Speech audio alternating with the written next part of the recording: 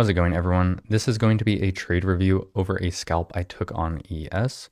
We're going to talk about relative strength and weakness, why I chose ES as the middle asset, as well as the setup for it and the time frame pairings for scalping. You can see here we have equal highs at the highs, which is the draw on liquidity for me on this trade and why I was looking to scalp it. But the main reason is the previous day low SMT. So taking a look at this, we have YM here, ES here, NQ here. What is the weakest asset? And there's a few things I look at this, right? Where is the location of price currently relative to structure, the SMT, as well as just candles. So you can see here, NQ is the closest to its previous day low. So that shows me it has weakness. If I look at the candle type, you can see YM has a nice bullish candle, while NQ does not have a bullish candle, right? It is a bullish candle, but it's not quite bullish. It's not expansion, right? It's a reversal candle.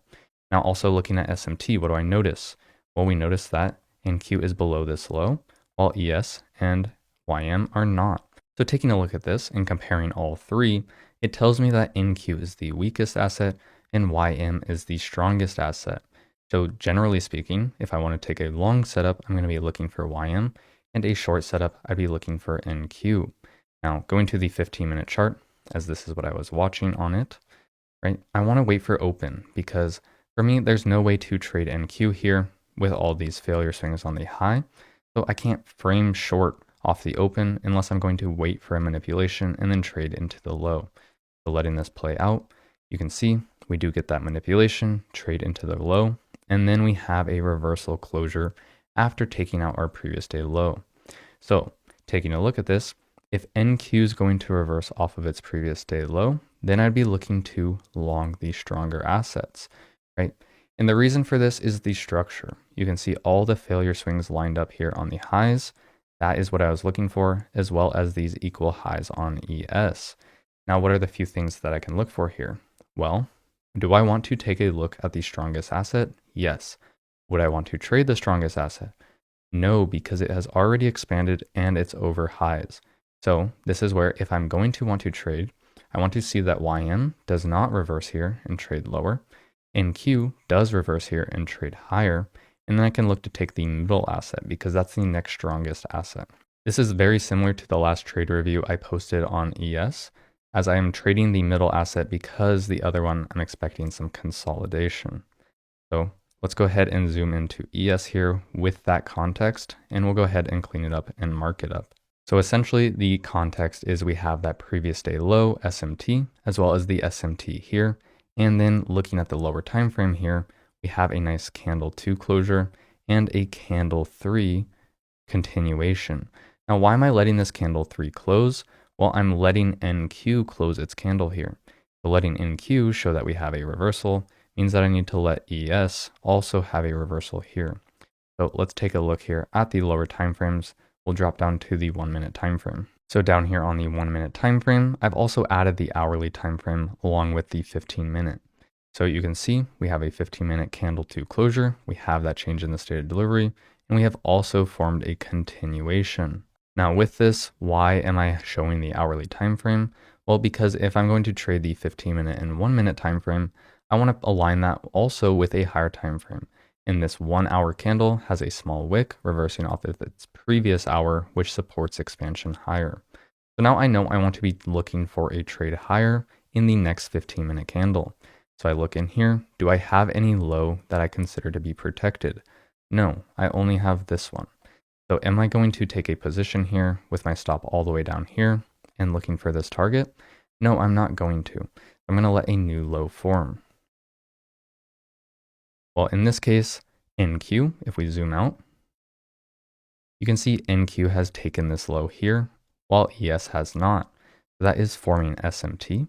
And so then now I can look for this series of down close candles here as an opposing candle if it is closed back over. So zooming back in, let's see if we get the closure over that. We do. And so then with that, I'm looking to take a position. I want to be in before these failure swings are taken and target those highs. Now in this case, I was in right around here. I had my stop pretty tight below the bodies, and then I was looking for these highs. Now I didn't execute on the closure because I was actually logging into my broker. So I got a better fill than that, which was right around here. And when we got in, and then we start to trade away. And then this is a new continuation right here. So with this, I went ahead, I had my entry there.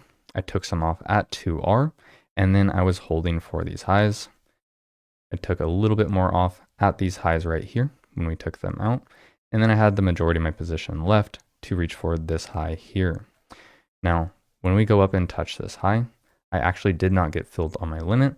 So I was not waiting for price to hit this. I just went ahead and exited because I'm not going to give up most of my position for a tick or two. So exiting that, I just have runners left. I then watch price trade into here. I'm currently sitting at break even with my stop loss. Price sweeps out a low. And then do we close over this level? We do. So then I move my stop to right here. That is a new protected swing. So I was looking for price to continue higher here without taking out this low. Price returns to this low and then stops me out right there. So that was my position there. So quickly to review, we'll go back top down, going to the hourly chart here.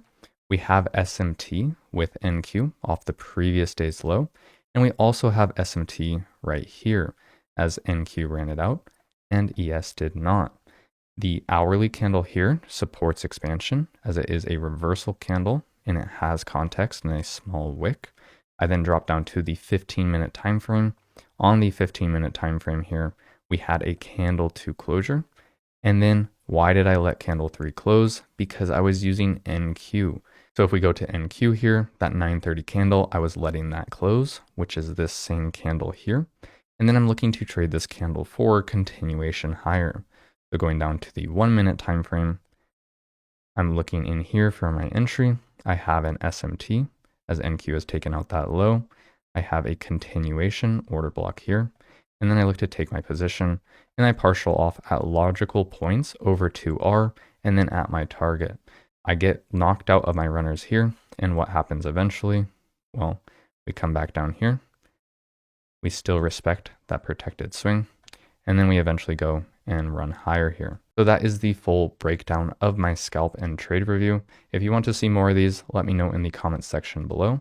But if I'm going to be looking to scalp, I'm going to use the hourly time frame for context or my bias or a candle that supports expansion. And then using the 15-minute as a swing point and 1 minute as entry. So a 15-minute and 1-minute fractal model.